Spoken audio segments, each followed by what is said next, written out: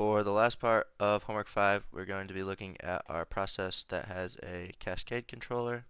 So we will have our initial ISP going into a controller, which goes into our GC outer and our GP outer, which then goes into another plus minus, and then we have our GC inner, our GP inner, and this will loop back into here, which then comes out and will loop around back into our initial set point. It's important to know that we have measurement devices here, but they're both equal to 1, so it will not actually have any effect on our system. So what we can do now is move on to Python, leaving where we left off. We know that our let me pull up our problem. So our inner and our outer, so our GC inner is going to be equal to 1.2, which is just our KC 1.2, and then our GP inner is going to be equal to 1 over 0.1 s plus 1 divided by 0.1 times s plus 1.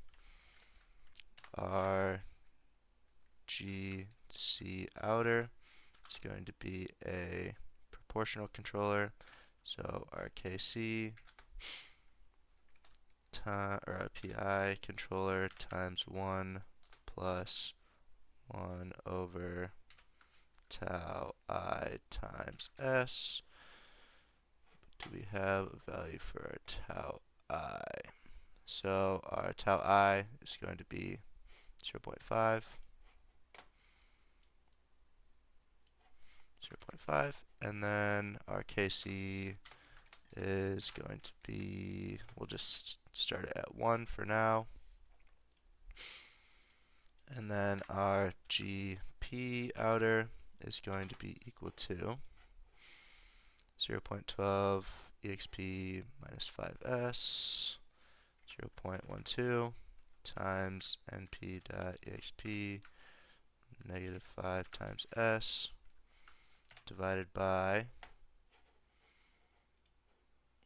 12s 12 times s plus 1. Which one does it not need this?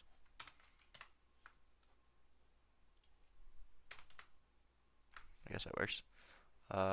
Okay, so our GCL cascade is going to be equal to our, and we'll just call this our G inner is going to be GCI times GPI, and we will do here, we'll go GCO times GPO times GI divided by 1 plus GCO times GPO times GI. Now we can simulate this, see what's happening. We'll grab this from earlier. This is going to be GCLC. Subplots 4.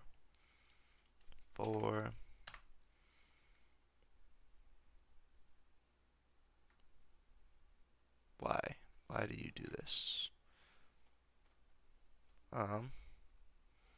So this looks to be unstable. If I change this to a lower value, that looks better. Okay. So, is there something in there being weird? I don't think so. GCLC.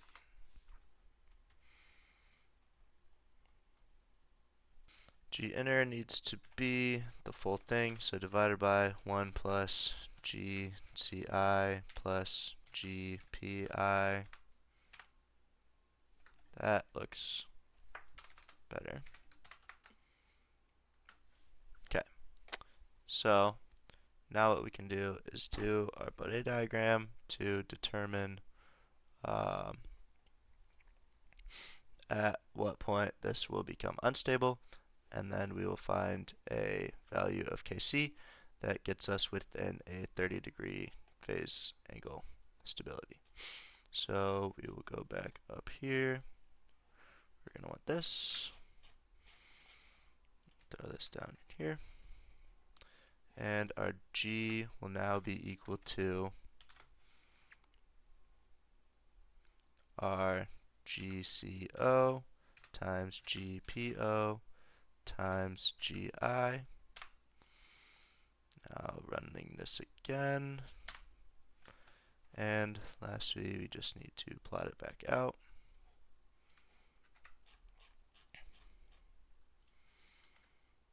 We'll make this figure 5.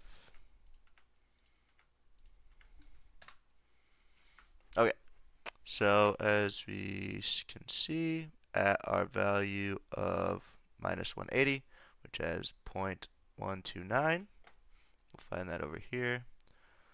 0.129, we're at an M of 0.78.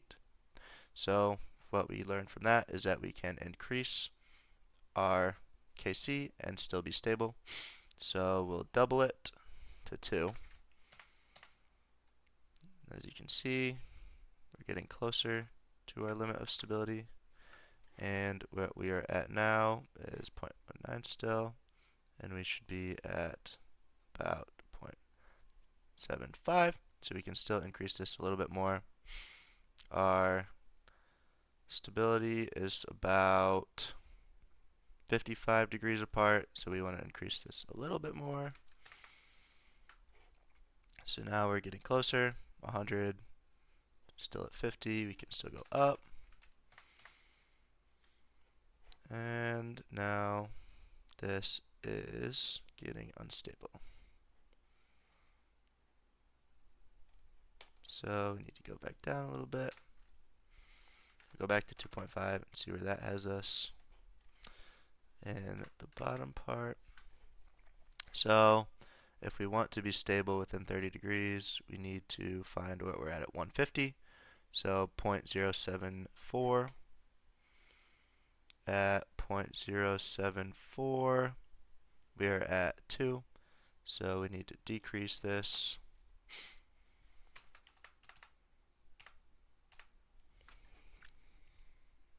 .074, we're at 1.8.